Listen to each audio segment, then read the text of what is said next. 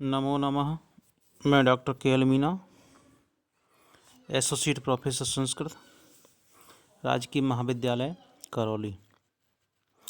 Sanskrit online कक्षा में आज हम दीर्घ संधि के विषय में चर्चा करेंगे। दीर्घ संधि का सूत्र है अकः सवर्णे दीर्घः। इस सूत्र का अर्थ होगा अ, ई, उ और री के बाद यदि सवर्ण वर्ण आए तो उसी वर्ण का दीर्घ वर्ण हो जाता है। अर्थात अ, ई, उ और री के बाद कोई सवर्ण अर्थात सदृश्य अक्षर हो तो दोनों के स्थान पर उसी वर्ण का दीर्घ अक्षर हो जाता है। अर्थात अ या आ प्लस अ या आ हो तो बड़ा आ हो जाता है। अर्थात छोटा आ और बड़ा आ के बाद छोटा अ या बड़ा आ आए तो दोनों के स्थान पर बड़ा आ हो जाता है। उसी प्रकार ई या ई हो और इसके पश्चात ई और ई हो तो दोनों के स्थान पर बड़ी ई हो जाएगा, दोनों ऊ के स्थान पर बड़ा ऊ हो जाएगा और दोनों री के स्थान पर बड़ी री हो जाती है। इस प्रकार अ, ई, उ और री इसके बाद यदि सवर्ण अक्षर आता है तो उसी वर्ण का दीर्घ अक्षर हो जाता है। जैसे उदाहरण हैं विद्यालयः, विद्या प्लस आलयः। इस उदाहरण में विद्या का जो आ है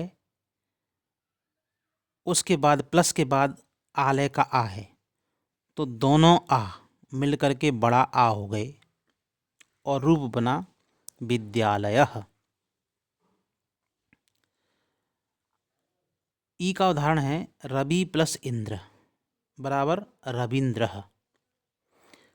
तो रवि का जो वी है उसमें ई है, इंद्र का ई, दोनों मिलाकर के बड़ी ई होकर के रविंद्र बना, तो ये बना रूप रविंद्रः। ऊ का उदाहरण है भानु प्लस उदय बराबर भानुदय। भानु का जो नू है उसमें ऊ है और उदय में भी ऊ है तो दोनों ऊ को मिलाकर के बड़ा ऊ हो जाएगा और रूप बनेगा भानुदयः। अब है री का उदाहरण होत्री प्लस ऋकारः, होत्रिकारः। होत्री में री है और ऋकार में भी री है तो दोनों री के स्थान पर बड़ा री आदेश हो जाएगा और रूप बनेगा होत्रिकारः।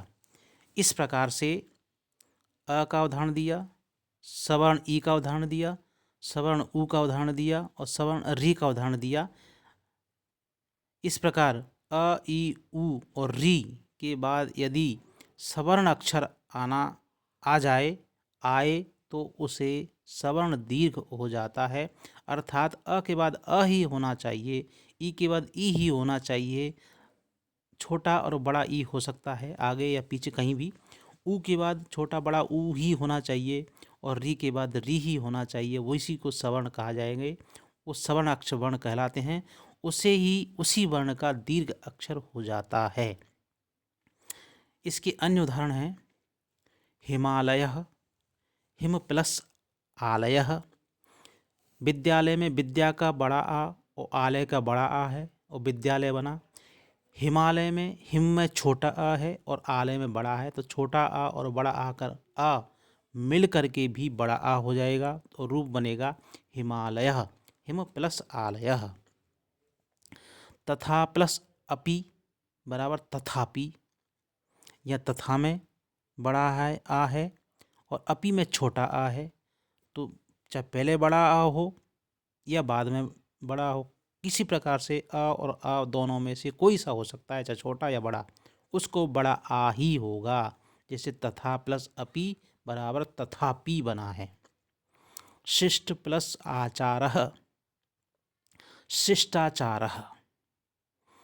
विद्या प्लस अर्थी विद्यार्थी। ये अ और आ के उदाहरण हो गए।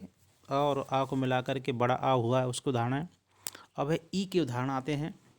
ई और बड़ी ई या छोटी ई किसी प्रकार की हो सकती है, छोटी बड़ी में से। उसके उदाहरण हैं श्री प्लस ईशः बराबर श्रीशः। यहाँ पर श्री में बड़ी ई है और ईश में बड़ी ई है। दोनों ई के स्थान पर सवर्ण दीर्घ उसी वर्ण का अक्षर अर्थात बड़ी ई ही होकर श्रीशः रूप बना है। कपि प्लस ईशः कपीशः। गिरि प्लस ईशः गिरीशः। तो ये ई के उदाहरण हुए। अब ऊ और ऊ के उदाहरण आते हैं, यानी दोनों ऊ में से किसी प्रकार का छोटा या बड़ा ऊ हो सकता है।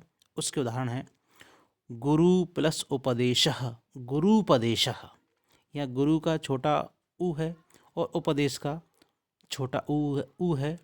इन दोनों ऊ के स्थान पर बड़ा ऊ होकर के गुरुपदेशः रूप बना है।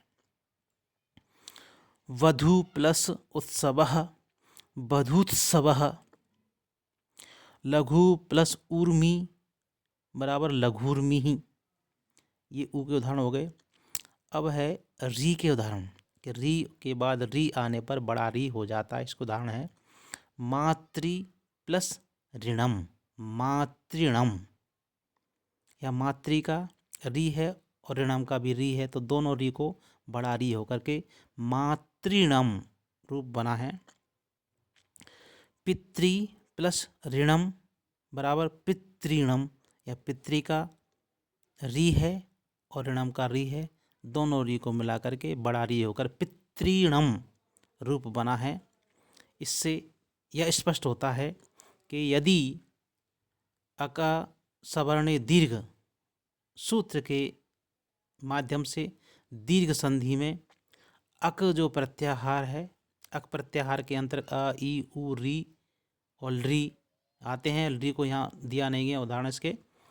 तो अक के बाद यदि सवर्ण अक्षर आता है, सवर्ण वर्ण आता है, तो उसे दीर्घ हो जाता है।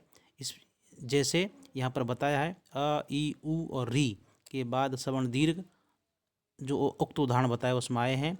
इसीलिए सवर्ण दीर्घ होकर के उसी वर्ण का दीर्घ अक्षर होकर के ये उदाहरण बने हैं, ये रूप बने हैं। धन्यवाद।